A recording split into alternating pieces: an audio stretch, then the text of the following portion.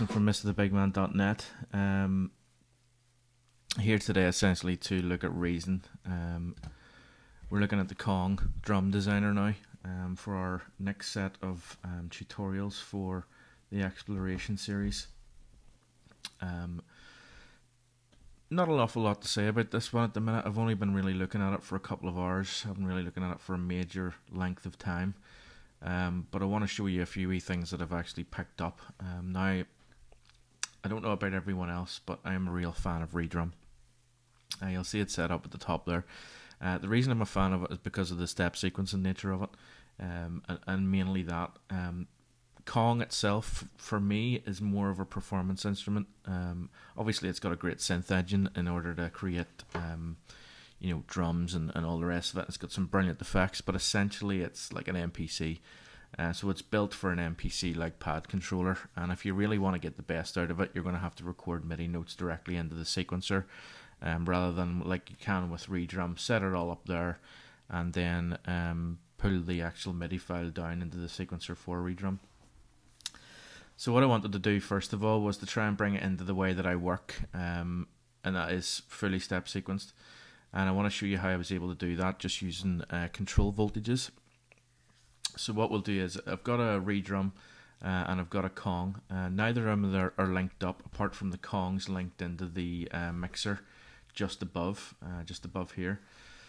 So what I'm going to do is show you then how to link it up so that we can use the actual step sequencer part here to trigger this first drum pad using control voltage outputs from the actual ReDrum itself.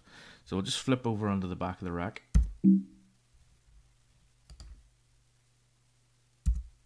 And you'll see the full back end of it.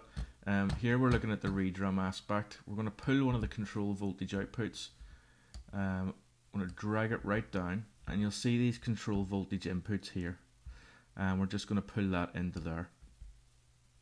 Now essentially what that does is allow the control voltage from ReDrum at the top to trigger the actual pad itself.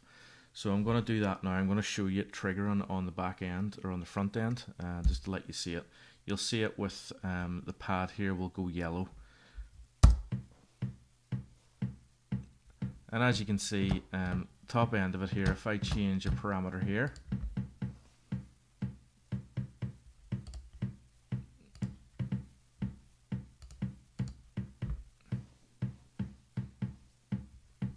and as you can see, it's triggering everything that's in there.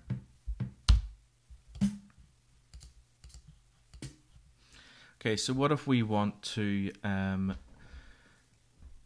get two sounds to trigger at the same time? Now, based on the way that Kong's set up, you would have to do that with separate MIDI notes for each of these two pads. So in order for them to be able to play at the same time, for example, layering snare sounds, we'd have to have two MIDI notes, one for each pad. Now, the good thing about using control voltages is that we can use one pad to trigger another pad in exactly the same way. So what I'm going to do is I'm going to set up this ReDrum channel on part 2 here. I'm going to click here.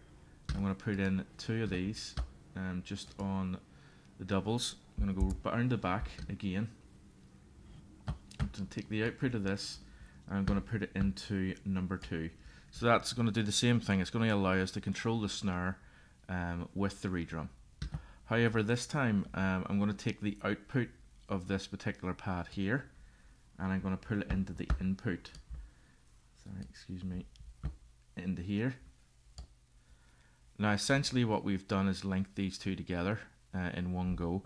So if I go back to the end of it to show you the front panel again, you'll see every time that the ReDrum fires, you'll find that both of these two pads here will fire at the same time.